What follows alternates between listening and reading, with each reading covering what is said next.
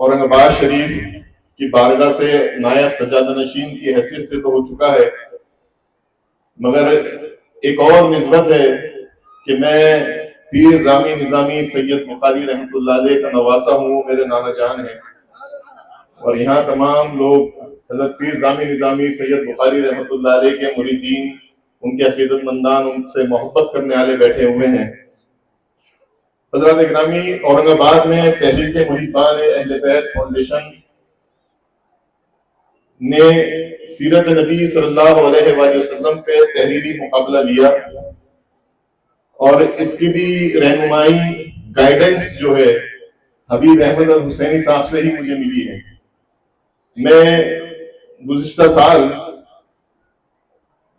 عید میلاد النبی کے موقع کے پر میں نے ان سے گزارش کری کہ آپ تشریف لائیں، ایک بڑا جلسہ منعقد کرتے ہیں۔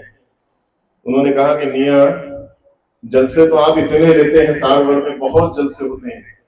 کچھ ایسا کام کرتے ہیں کہ جس سے لوگوں کو حضور صلی اللہ علیہ وآلہ وسلم کی سیرت کا علم ہو، کیونکہ ہم نے دیکھا ہے کہ آج ہندوستان نہیں بلکہ بیرون ہندوستان ہر جگہ پہ آئے دن آقائے دو جہاں حضرت محمد مصطفیٰ صلی اللہ علیہ وآلہ وسلم کی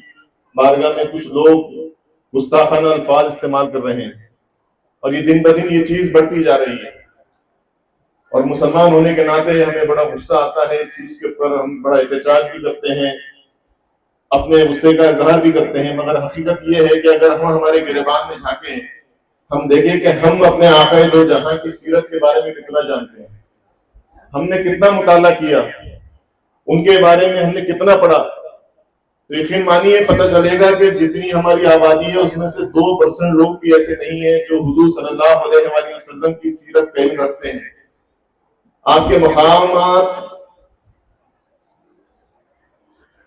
آپ کے معاملات، آپ کی زندگی کے حالات کے بارے میں کچھ جانتے ہوں، تو اس لیے حضرات گرامی یہ جو یہاں پر ایک بہت اچھی مجلس کے اندر میں موجود ہوں، اور جس دن آپ کے پاس بھی تحریری مقابلہ تھا 22 سپٹمبر کو،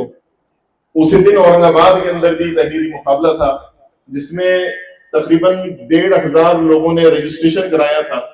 اور تقریباً 1,000 کے آس پاس لوگوں نے اس میں امتحانات دیے۔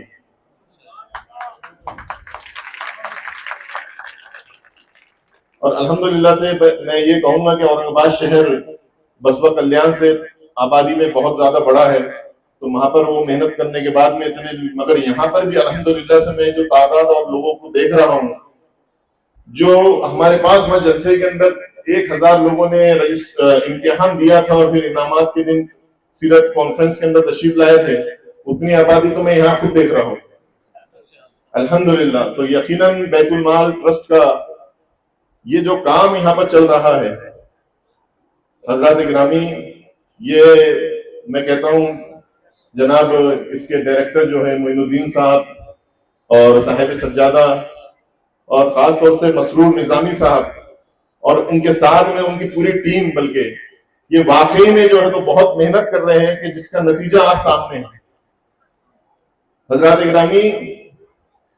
یہ بارگاہ ہے، یہ خانقاہ ہے،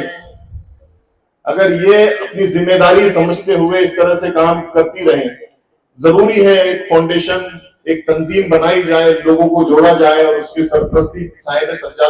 سجادگان کریں، اور ان کی زیر نگرانی، ان کی سرپرستی کے اندر جب ایسے کام ہوتے ہیں حضرات گرامی، تو حضرات گرامی دھیرے دھیرے اگر یہ معاملات ہر خانقاہ سے، ہر بارگاہ سے شروع ہو جائیں ہندوستان کے اندر، یقین مانیے جو بدگمانیاں پھیل رہی ہیں، جو بدعقیدگی پھیل رہی ہے، وہ ایک دن ایسا آئے گا یہ تمام چیزیں دھیرے دھیرے اپنے آپ ختم ہو جائیں گی۔ بہت ضرورت ہے آج ہندوستان کے اندر کہ یہ خانقاہیں، بارگاہیں جو سوکھ گئی ہیں اور خاموش ہو گئی ہیں، اور جہاں سے یہ جو کام ہے حضرات گرامی کہ امت مسلمہ کو رہنمائی ملے اور ان کو صحیح راستہ دکھانے کا کام، اگر یہ واپس سے خانقاہیں آباد ہو جائیں اور یہ بارگاہوں سے، حضرات گرامی جب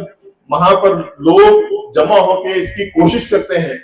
تو پھر وہاں سے دربار سے ان کو فیض بھی ملتا ہے، اور پھر دروازے بھی خود بخود کھلنے لگتے ہیں۔ حضرات میں اسی کے تحت میں نے بھی تحریک محبان اہل بیت فاؤنڈیشن اورنگ آباد میں جب شروع کیا،